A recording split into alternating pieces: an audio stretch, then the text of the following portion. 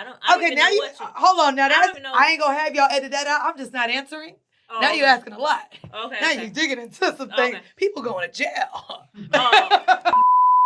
Welcome to another episode of Eating While Broke. I'm your host, Colleen Witt, and today we have special guest Mandii B, who is a podcaster and content creator focusing on women's empowerment, sexual liberation, and body positivity.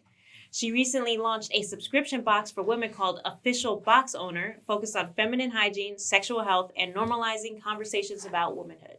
Yes.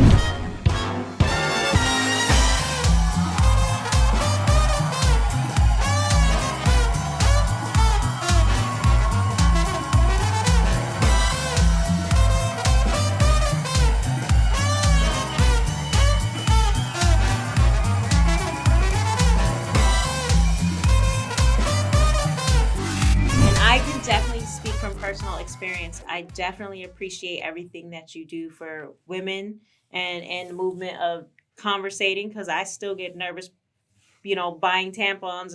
I literally will go to the register that has maybe a woman or try and pile on a bunch of stuff when I'm checking out for tampons. It's crazy that I have this now because I'm also someone that hid my period from my mom for the first year. Oh, wow. So I'm now learning the conversations and how important it is, especially I went through my little hoe phase with my partners, and I thought it was just also very important to know the smells. Yeah. Tracking your own ovulation. I mean, there's a lot of women now, of course, I'm in my 30s, so planning on being a mother, what that looks like, what the best time of the month should be. Yeah. And then also just normalizing the conversations with the partners you have about what pleasures you. Yeah. What doesn't pleasure you? Those are all conversations I think we should be having now. Yeah. So that's kind of how my box came about. Really? So what I like about you is that you have the podcast, you have your box, and not only are you a personality, but you're an entrepreneur. Oh, God. Yes. So, and I came from corporate. So I'll be honest with you, too. As this entrepreneur thing, first off, I used to work like 70, 80 hours as a tax accountant. And I was like, I just want my own business so I don't have to work as much. And now you work more. I lied. No one told entrepreneurs that, no, you're just not going to sleep. I've literally gone through therapy and had to set my boundaries to let my team know, hey, 9 to 9. After 9 p.m., can you please, That's still a 12-hour day. It's still a 12-hour day. I love how you admit that, too. Because people are always full, I can't wait to work for myself because then I'll be my own boss. I'm like, there's no such thing as your own boss. Either your customers are your boss, your vendors are your boss, someone's your boss. I had a baby, and my 14-pound baby is my boss now. I was like, how did that happen? For sure. And, and that's the thing, too. I still wake up at 7. Yeah. So I really have 14-hour days to be real. And then unfortunately too, if you're an entrepreneur, social media is a large part of that. Yeah. We're on our phones all day long. I know. So if you really want to include social media, you probably realistically are working 24/7. Yep, I agree. So what dish do you have us eating today? All right. So the dish that I brought for you today is one that got me through many, many, many times. So it's just white rice, an egg over easy, and then ketchup. Okay. You could also do hot sauce if you want, salt and pepper for some seasoning as well. And that's the dish. This looks like a definite broke dish. I've never had this. I'm really excited because I like seeing the different broke dishes, and I've been lucky and fortunate enough to not have had the same dish twice. Okay, good. So I get to find out where the root of this dish came from. So while you're cooking it, I'm just going to throw you some questions and find out. When was the last time you ate this? Okay. First, I guess I'll start by at least putting... no, we can save and put the rice down. Thankfully, you cooked that for me already. Yes. So the rice is already cooked. Rice is just something you always have around. Yeah. You put it with every meal if you have to. It's a good filler. And then eggs. Everyone also always has eggs. Yeah. So the last time I had this dish, I would say, can I go ahead and get this going in your And then if you don't feel comfortable, okay, I'm gonna stand up. I'm probably gonna be the same height standing up, so you won't have to change any cameras here. I'll move it. You can move. The last time I had this dish, I would say was probably when I was still in college. I was still in college because I thought I made it big once I made it to corporate. Once I made it to corporate, I was like, ooh, I'm making $61,000. I'm so rich now. I feel I don't have kids, so I was, but I wasn't living off of Sally Mae anymore. Yeah. So I would say this was probably the last time was 2018. Okay. Non-traditional college student. So I graduated college in 2018. 2018. Yes. Okay. So I graduated. I was supposed to be a tax accountant. I'm gonna let this get a little hot before I put the butter on it. You like numbers? Yes, I love numbers. Okay, I was in school. You couldn't tell me I wasn't gonna be a CPA. Okay. So I did 151 credits in 4 years. And got my BS in accounting and another bachelor's in business administration with a focus on marketing. Wow. Because in New York, to sit for the CPA, you have to have 150 credits. Yeah. I wasn't going to pay for a master's. No. That's coming out of pocket. That's too expensive. Yeah. So I ended up leaving my first job at Goldman Sachs and going to Ernst & Young. And then I left that shit after 1 year to podcast. So that's amazing. So when you were in school, were you working? When I was in school, I did some internships. And then I bartended maybe the first 2 years. I also studied abroad. I was living off scholarships. Oh, okay. And can I say these niggas? Please do. I'm just saying. Nobody ever says it. Oh no, I had quite a few men on the docket. Okay. Helping me pay because my financial aid covered regular tuition, but in order to graduate fast, I had to take winter and summer courses. Okay. So I had one guy pay for those. Another guy had me as a fake employee on his business. Oh, okay. Yeah, I'm not gonna say who that was. I don't think. No. Don't edit it out. But I was getting a check every 2 weeks from him. Okay. So that's how I was able to really get through school without having to work. Are you still cool with these people? Oh yeah, they're still friends. That's still awesome. Friends. Do you guys ever group chat? Like, can you believe this? Group chat? Not group chat. With my lovers? Group chat with my lovers? No, girl. I mean, to be fair, they all knew about each other because I'm a very honest person. I love this.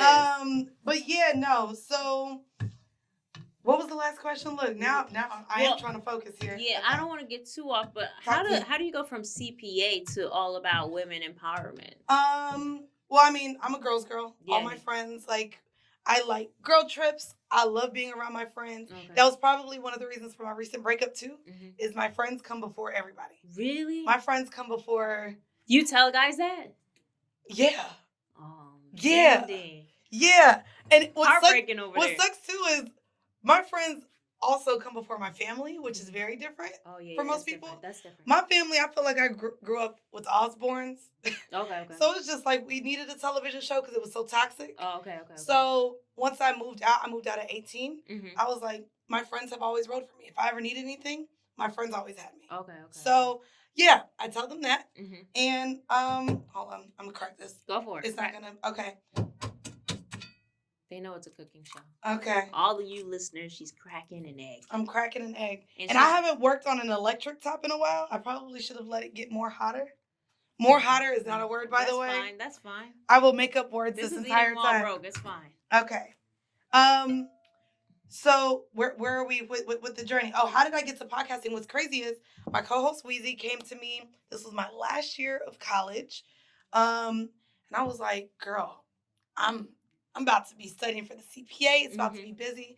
And she was like, I just went on this other podcast and I did so great. And they said I should have a podcast and it was so cool. And we were talking about dating and sex. And, I was thinking, who else would talk dating and sex and is just as big a hoe as I am? She was like, Mandii, let me see if Mandii wants to. And we had actually just rekindled a friendship. Okay. We hadn't spoken for maybe 5 years. And we literally got into the podcasting. Were you hesitant at all? For what? Girl, I had a Twitter. There was nothing worse that I could have said on a podcast that I didn't tweet about. Okay. Which, mind you, I just had to go through and delete a whole.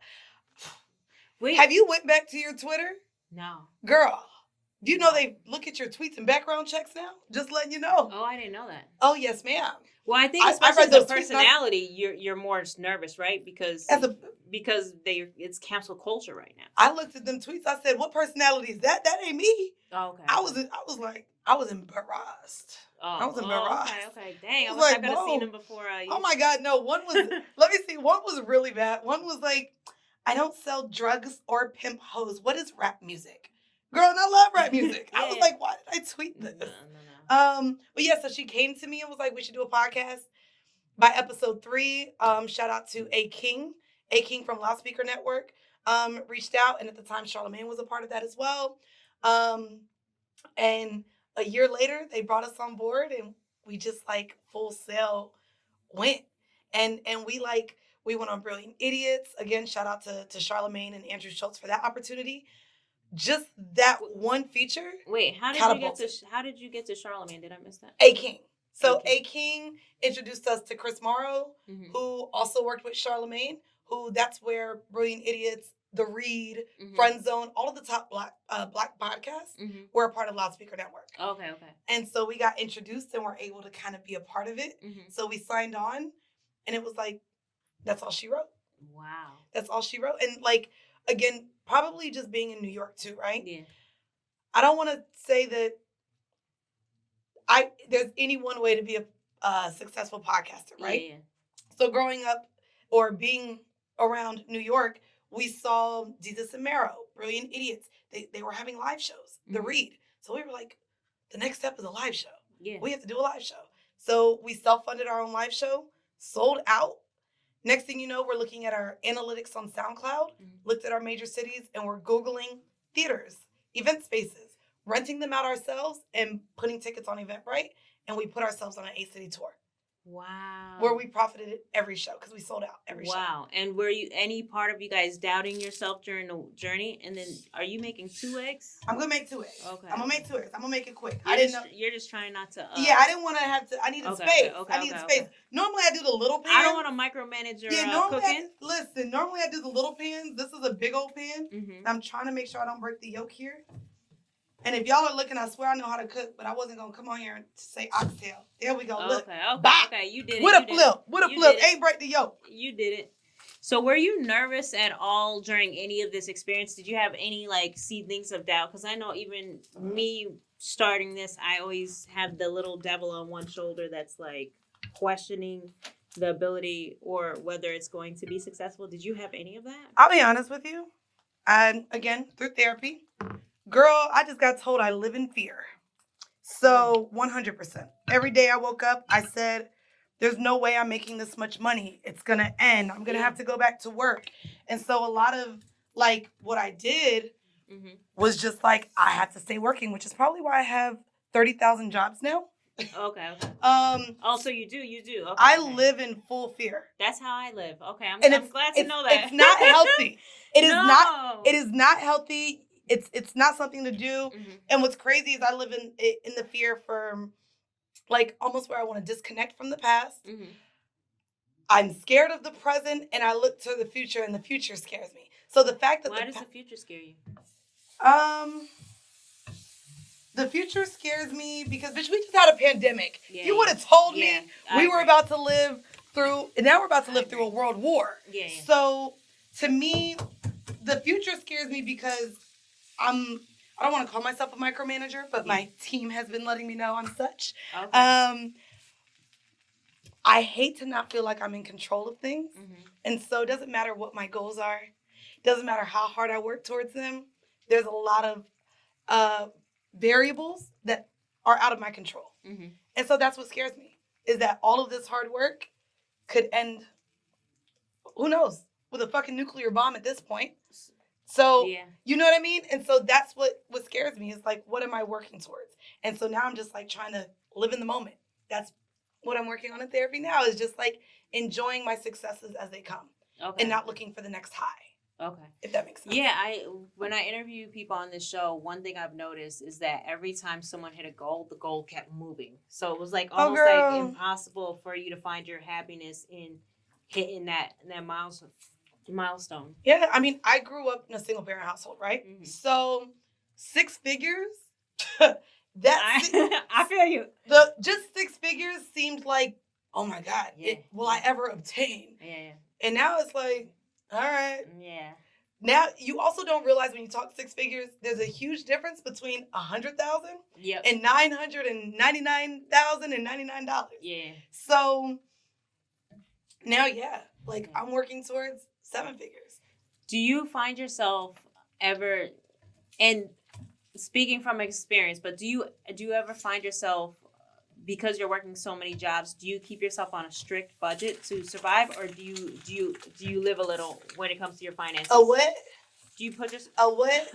okay. So you live a what? little. A budget?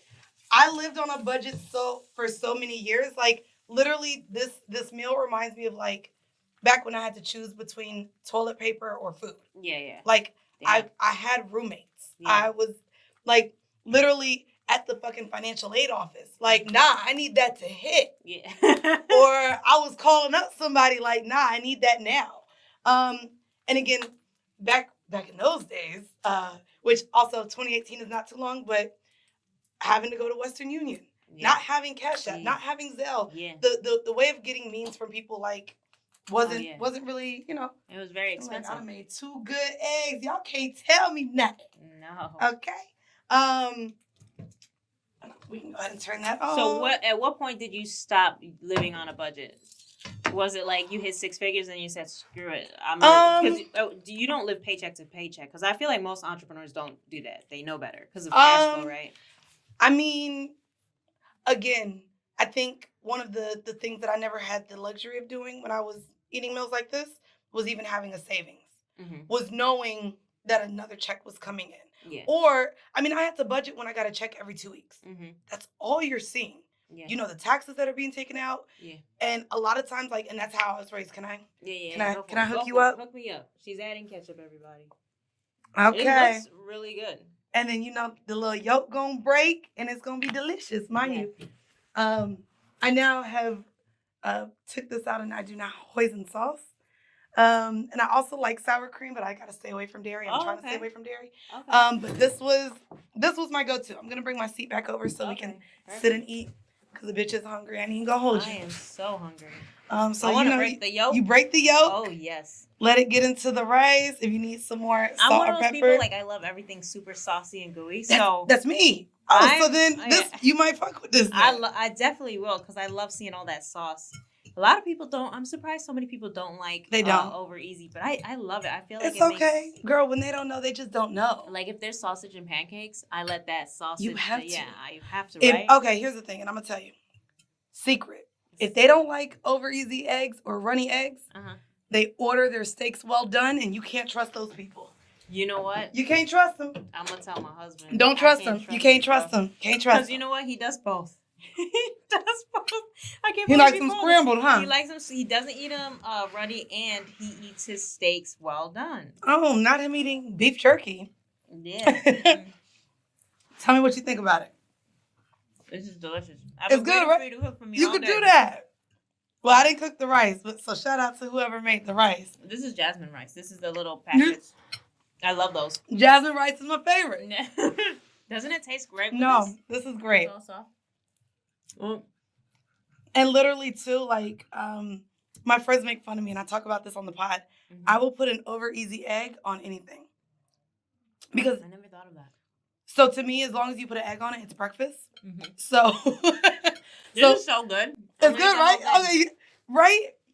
I'm definitely gonna eat the whole thing. I don't know if it's it's filling. Mm-hmm. It's you have gooey. your protein. It is gooey. You have your protein. I don't know if gooey is a good word to explain it. Saucy. There we go. Saucy. Saucy. It's very saucy. I love saucy. Just soak my stuff with gravy, anything. And like I said, if you want hot sauce, make it a little hotter. Mm-mm. That's my thing. You know what?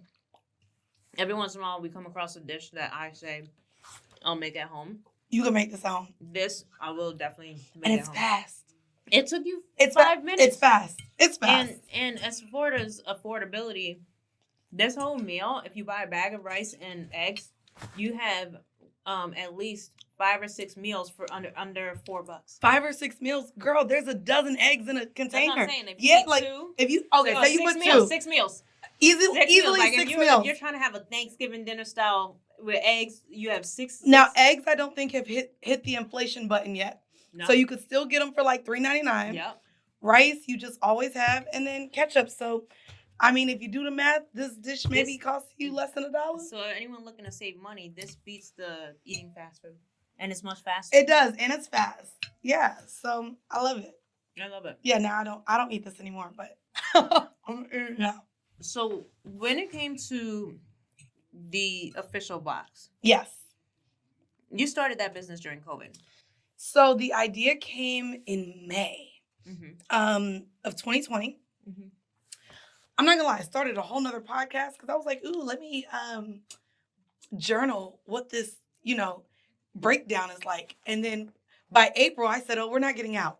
We're not getting out. I thought it was only going to be 2 weeks. Mm-hmm. They told everyone, just 2 weeks, stay in your house. I was praying it was only going to be 2 weeks. Yeah, no, it wasn't. And I think that's when the panic hit because our tour got canceled. So we missed out on 6 tour dates. Oh, no. For Horrible Decisions. And then it was just like, everything went down. Like, I was just like, what else is there to do? We only had ads coming in. Mm-hmm. This was before we joined Black Effect. And I was like, shit, what else can I do?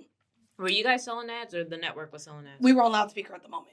We weren't with Black Effect yet. And so my homegirl hit me up and she was just like, girl, you have this audience. You have, you have a fan base. Mm-hmm. You need to sell something. I was just like, what? You had a good circle. Yeah. I like your circle. I love your circle. I can see why you I love my friends. I love my friends. Your circle is vicious though. They come to I love my friends. They're like, no, girl, why are you not selling anything? So I was like, I don't want to sell sex toys. Yeah. Don't want to do that. And I mean, she knew like kind of where my journey was. A lot of my friends, we talk about pH balances. We do this. And I was just like, let's look up subscription boxes. Mm-hmm. And we had the idea of a quarterly because it was going to be too much to do it monthly. Yeah. And we were getting products from Black-owned and women-owned businesses. How were you? They were just reaching out to you guys saying, check out our products. They were? No. I emailed everyone. Oh, okay. So I was DMing them. I used that blue check mark for something. I said, listen, this is what the value of promotion on my Instagram page would normally be. I also just released another podcast, Period Sis, to go with the subscription box. And this is what I'm offering. This is how many products I need in exchange for a promotion. Oh, you're a gangster. Yeah, so I got all of the products for free. Got my boxes from China. So we ended up figuring out the profit margins for that. And so we released by October. Okay. So this was a $5,000 investment total for me. Okay. For the design, the website. Again, my homegirl does graphics. My homeboy does websites. Yeah. So everyone, I paid him a little something. Yeah, of course. So $5,000 investment, and in year one, we sold out day one of the drop. And then how did you promote it? Just on your Instagram? Just on my Instagram. Okay. Just on my Instagram. I'm setting up, y'all. Just on my Instagram. And in day one, we sold out all of the boxes in 24 hours. Wow. And I saw $20,000 hit my account. And again, this is October during pandemic. Okay. And so what were you thinking at that point? Like, oh God, I was like, oh, this is kind of nice. And here goes my partner. Shout out to Sid. She was like, we're not going to touch that money. Now let's make our own product. So we took all of that into white labeling. And took that money from the first box and invested in inventory. We did boric acid suppositories and apple cider vinegar gummies. Oh, okay. And we white labeled our own products. What does white label mean? Which means we went to a pharmaceutical that already had the products. So I didn't go into the kitchen and whip anything up. Okay. But it was a pharmaceutical company that already sold it. And pretty much we paid them for the product. And white label just means we placed our label on it. Awesome. And then, so we made our 1 year was October of 2021. And by then we were at $107,000 in sales. So during the pandemic, in an e-commerce space I had not been familiar with at all, we did over 6 figures in sales in our first year. Wow. Yeah. So when you're a personality on Horrible Decisions, you have your other podcast. Yes. Which is, how do I say See the Thing Is. See the Thing Is. Yes. And you have this box. Yes. Okay. Your personality, do you ever get people that underestimate your power because you have this huge personality, but you're a serious entrepreneur? I mean, all the time. I think like that's been the issue too with Weezy and I coming into this space with Horrible Decisions. We'll sit down on other podcasts and they'll be like, hey, we have the horrors in the building. And it's like, yeah. Like, that completely diminishes and undermines everything that we've built as far as branding, marketing. I mean, for the first year of the podcast, I edited the audio. Yeah. I posted things. We still make the descriptions. We're still very hands-on. Yeah. So I think it undermines who we are. Like, I mean, we could be boss bitches and suck dick. You know what I mean? Well, and they try to I'm separate a firm the believer, and I say this to everybody. I don't care who's listening. And it's my way. Hey, no edit here. Don't edit this out. No, I'm a firm believer that every girl goes through a whole phase. Mm-hmm. I don't give a crap. I meet girls all the time. They're like, "Oh, I haven't gone through mine. I'm so innocent." I'm like, bullshit. Okay. I'm sorry. Like, I mean, I feel like I'm about to re-enter one. I ain't gonna hold you. Yeah. I think Back well, single. at least once in your, I just say at a minimum, at least once in your life, you go through a whole phase. I'm not gonna say whether it's multiple times or not, but I think the blanket thought that, oh, this girl's a whore versus this girl. It's like, no, she's a virgin today. Well, next week she may be a but also, but also that term. I think the reason why we even named why we named the podcast that. I like the name, by the way. We put whore out there. And it's because it's a word that stems from patriarchy. It's a word that men have pushed onto us to make us feel less than for enjoying the things that we enjoy. Yeah. It just is what it is. Yeah. And so if we can reclaim that, it now doesn't mean anything. Yeah. So now you calling me that doesn't mean anything bad. You know what I mean? But I still think the negative connotation surrounding the word is why I'm glad you didn't sit here and say, yeah, we have a hoe in the house. Oh, no, yeah. And again, I've shared my sexual life, my womanhood, the things that I've dealt with my body, with reproduction, with my relationship so publicly that unfortunately it does get used against you as a woman in terms of maybe them not feeling like you could show up the same way a man can.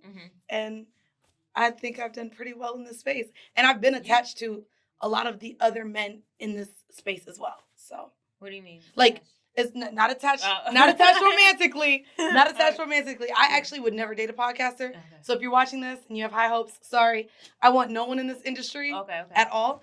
But like being a part of the Black Effect Network and Charlemagne believing in what I'm capable of doing in this creative space, and then Joe Budden approached me to be the first pod under his umbrella for his network. So again, those are two very well-respected men in this space. Yeah. And I like to say that I'm the only woman that really got that opportunity to work with both of them. Yeah. So you could definitely say that. Yeah. Yeah. I feel like when I met you, I've definitely heard different things. Jesus. No, on a good okay. note. But what I hear most of all is your entrepreneurship. I don't really hear. I mean, I see the personality, but I more see the brains and the perseverance and the street smarts mixed with college education. So it's interesting that you have this show, and I'm sure that there's like you're dealing in two different worlds. I'd say, right? Yeah, I mean that's the thing too. As an entrepreneur, I know so many people want to just get right into the space. I don't feel like I would have been this savvy or prepared for a lot of the things that I've had to deal with had I not gone to college. So in terms of even responding to an email, do you know how many people don't know how to reply all? You'd be surprised. Like when there's a CC and you see multiple people on the email, like I'm dealing with people that forget to reply all. Wow. Something as simple as that. Yeah. Of course, budgeting businesses that I do. Well, I don't budget really. Accounting background. Yes, so I have a huge accounting background, and my focus was on taxes. So I definitely get into the nitty gritty and handle that. I mean, I do have an accountant now to help me. I'm pretty sure you're hands on. Oh, I'm so hands. Yeah. Oh, I look in the accounts and I'll be like, who spent $2.13? I think you swiped the wrong card. I'll call my business partners quick, or I need an explanation on what is this and where was it. So you do have business partners. I have business partners in everything. What's the pros and the cons of a business? Oh, God. Oh, Jesus. I always fear business partners because I feel like it's tough to get both people to be extremely passionate at the same time. I mean, again, therapy has helped. Here's the thing. You can't expect everyone to show up the way that you do in anything. Yeah. As a friend, as a partner, in business. A lot of people have different ways of communicating, different passions, things that they want. I mean, I think it's you have to know how to compromise, communicate. Yeah. It's definitely not easy. Not even gonna lie. We've put everything on paper. Oh, so okay. Ahead of time, right? So been in some not so great places. So if ever we're just at a standstill where we don't know what the hell to do, all right, let's get the lawyer involved. And all your partners are women. All of That's my partners, all of my partners are Black women. Wow. And you know, when I think of the Black Effect, what I think is special about them, shout outs to Black Effect. Shout out to Black Effect. Is that it is all Black women. When you get on that quarterly call, yeah, it's nothing. Shout out to all of the women on Black Effect. Yes, it's really cool. It is. Like, you don't really running stuff. And what I like about working with Black women, I think we know how to support each other in a way where we, you know, because Black women we're strong, we're resilient, and we carry that crown very well. I think in a corporate space, but I think when we have to take it off and be vulnerable and like be that shoulder to lean on, we're very good at it. Well, and see, that's the thing that we allow each other to do. Mm-hmm. Unfortunately, in the spaces where I have worked with men, and again, being on just networks and being in rooms of men that may or may not have been involved with anything that I'm doing, there's been a lot of pushback with men. Like if I come into the room and I say something, they'll immediately disregard what I'm saying as me being emotional. Not that I'm coming with something that I'm seeking solution for, not something that I genuinely have a problem with, not something that I think is bad business. They completely just undermine what I'm saying based on, oh, you're just emotional. Yeah. And so I think that when you come in as a strong woman, to get men to listen to you become harder. Yeah. So me working with women it's been a little bit more easy. Yeah. I feel like, and it's also a safe space. Again, I love my homegirls. They all help me, and we all have these business savvy ass minds. Like my other best friend is a fucking truck owner. My other best friend owns a ice cream. You need to get them on the show. Has an ice cream shop. What? And this is all in the East Coast. Both of them are in Atlanta. Okay. But yeah, like again, like I'm in New York. A lot of my friends like just do so many dope stuff. Like they screenwrite. They have their own shows and podcasts as well. Like I love women that go out and get it, and a lot of them do. Yeah, they do. When did you feel like you were arrived? Like from eating here, I'm sure there was a point where you were like, you know what? I am the shit, you know? You know what's crazy? Again, maybe back to living in fear. Mm-hmm. I have to remind myself of the things I've done and the things I should be proud of. Mm-hmm. Going on the Breakfast Club was like, am I really on the Breakfast Club? Again, shout out to Charlamagne and the Black Effect. That, yeah. I mean, again, the conversation was around sex, but we were promoting horrible decisions. That was like, whoa. Wow. Was it your first time meeting Charlamagne? No. Oh, no. I've, again, worked with him before, but the Breakfast Club, that's a big deal. That's a big deal. That's I was like, oh, my pussy stopped going. And then, I mean, to be fair, too, in January, I was just on a billboard in Times Square for my other podcast. That would trump. I was like, Mama, my name is in lights. You have pictures of it? Yes. Yes. I mean, it's crazy, though. Like, I've been in a documentary on HBO, Viceland. Some of the friends and people I hang around is just like, I'm in this room, and I feel like there's still so much more for me to do. So I still don't feel like I made it. I'll be honest, though. Probably the only time I feel like I'm in the right direction, my apartment in New York. It's fly. Is it fly? Is it all glass? It's all glass. Oh. It's all glass. And here's how long I've been in New York. I'm like, I got a washer and dryer and a dishwasher, bitch. Okay. But I love that. My friends say that my view is the big rich town. So if you watch Power, this is a big rich town. Yeah. My view is all of Manhattan. Oh my! So God. We should have done a special edition. Oh y'all, if ever y'all want to come to New York, I love my kitchen. I love my apartment, and I moved there from the Bronx.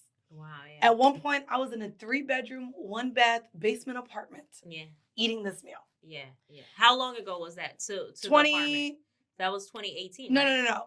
The basement apartment, that was 2015. Okay. But I left the Bronx I left the Bronx in 2020.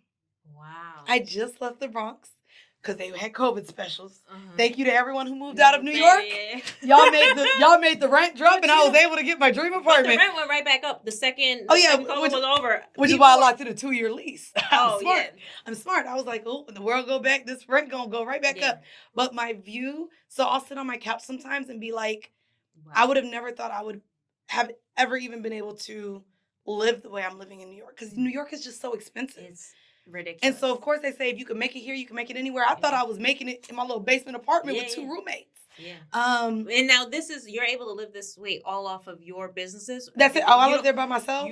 But you don't have any accounting jobs or any side hustles. This is strictly your podcast and my podcast and my box, and I'm opening my own studio in Brooklyn next month. Look at you. You're a serial entrepreneur. Oh, serial entrepreneur. Like, to where everyone is like, okay, all right. So, and I'm like, slow down for what? This is what I could do it. I am really curious about when you left your accounting jobs to pursue this full time. What was that week or day or that process like to come to the decision? And I want to know like what those last days were like. You know what's so crazy? And I haven't shared this. So this is how fed up I was, first off. So in accounting, there's a high turnover. Mm-hmm. I worked at a Big 4 firm.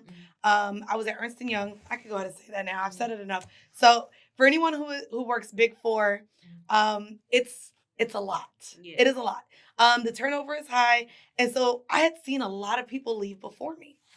And so I knew the week I was going to quit because I had paid off all my credit card debt, got $10,000 in savings, and got my new furniture. Those are the 3 things I wanted to do to feel comfortable. And I was like, I did all that and had money left over. I said, oh yeah, time for me to leave to leave my job.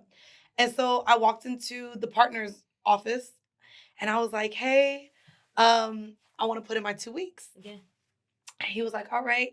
And he was like, why? And I told him at that point, literally, I want to say the week before, maybe the month before, we had a sold out show at Caroline's. Okay. So I was touring every weekend. Yeah. I was like, I'm leaving to work for myself. Yeah. I have a podcast. I go on tour. I do these really dope things. And it's making me a lot of money. I've actually made my salary in 5 months. Mm-hmm. So I think it's time for me to put more energy where the money's coming. And so the week before I left, I know that they normally fucking order banana pudding from Magnolia Bakery and get everyone in the office and they all say goodbye and how they're going to miss you. I told that partner, I said, don't do that. I don't like most of the people in this office. I don't need they fake goodbyes. Yeah. I actually don't care about any of them. Uh-huh. I said, there's 3 people in this office I like. He said, what 3? Told him the 3. And he put it on the calendar to take me and the only 3 people I liked out to lunch on my last day. Okay, I like that. And because it was the last day, said, margaritas? We're doing shots, right? Yeah. And I like got drinks, but I didn't want the fake corporate goodbye. Like I had seen so many people leave and I was like, yeah.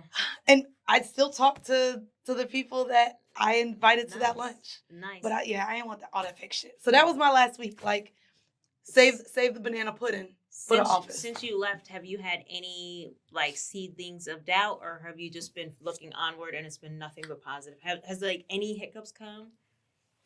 Like the panorama? like the whole pandemic? Girl. The pandemic. I quit 6 months before they shut the world down. Oh my God. So I was like, I said, okay, we're going to do this little podcast thing on Zoom. But so how are we making money now? Yeah. And then you came in with the subscription box. And that came in May. Again, I thought the pandemic was going to last. Are you able to get any type of COVID relief or... Okay, now hold on. Now I ain't gonna have y'all edit that out. I'm just not answering. Oh, now you're asking a lot. Okay. Now you're digging into some things. Okay. People going to jail. No, when people get locked up. But I mean, I did everything correctly. But I did have a little bit of help. I did, and I'll just say when my business came to a complete halt. Right. So I was like, I went through all those phases of grief. Like I was depressed. I was shocked. I was mortified. Right. But I had applied for I was able to get the SBA. I got the SBA. Well, that's what I mean. The PPP, I said, everybody getting this thing. My accountant said, the way you don't have payroll set up, PPP doesn't apply to you. Then my homegirl was like, nah, you can get it through the PayPal. I said, I was like, you know what? Yeah. Nah, I'm gonna just stick to that, to the SBA. Got that little bit of change. Mm-hmm. And like I said though, like I just was like trying to create other ways. You were hustling. And then to be fair, see, the thing is, my other podcast I launched in October. Mm-hmm. So literally the same week I launched a new podcast and the subscription box same week. So you were working pretty much through COVID. Mm-hmm. Wow. Dealing with the goddamn China getting things to the US. Oh my God. That must have been crazy. Dealing with just and again starting an e-commerce business where things aren't the mail system is not being the same.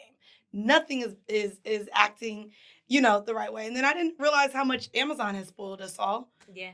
I am delivering this out of my home. The way they thought they was just gonna get the box the next day, I said give some time. Yeah. Did you put a little disclaimer? Oh, there, had to. 4 to 7 days or something? Business days. I said, let me add that business days. Smart. Don't include the weekend. That. So I mean, and again, just did the research of all that. But no, I stay working. I felt like I had to. Yeah. Like I wasn't just gonna get lazy. What tips would you give to business owners or anyone trying? I would say business owners. That are trying to get into the position that you're in currently to date. Here's the thing: learn every position. Learn every position. Also, you're going to need a team. Yeah. But to me, you need to learn every position so that if there's a break in anything, your whole business isn't on hold because now you can step in and do it. Yeah. I think like from podcasting, I learned everything from... You learned edit? Yeah. I question whether I should learn it. I learned how to edit audio. Very easy. Mm-hmm. All this video editing, I pray for y'all. It's a whole nother beast. Mm-hmm. But like, again, I looked up, you can get Premiere Pro. You can get the entire Adobe and just YouTube University, girl. Yeah. Well, they also even at Premiere comes with the videos. They come with the But then again, that's time. Yeah. That's sweat equity. That's in your time. Yeah. So you have to definitely do your own research. Literally, that would be my bit of advice. Not only to get a competent team, but you need to know every part of the business that you're a part of. Yeah. You just have to. I agree with that. Well, it was a pleasure to have you on the show. Thank you so much. I'm so thankful to have you here. I feel like we're gonna be best. I'm saving your number. Listen, we hanging out. I'm here for like a week and a half, girl. Okay. Thank you guys so much for checking out another episode of Eating While Broke featuring Mandii B. Thank you for having me. Check out her official box and her podcast. That's right. Make sure you guys go to officialboxowner.com. We are currently rebranding, so you can get everything right now for $10 except for the box. But you can get boric acid suppositories, apple cider vinegar gummies, and also feminine pouches, just so that you don't have to walk around with your tampons, your pads, your condoms, your lubes, those things just free-flowing. And then, you can check out my podcast, Horrible Decisions, on the Black Effect Network. We drop every Monday.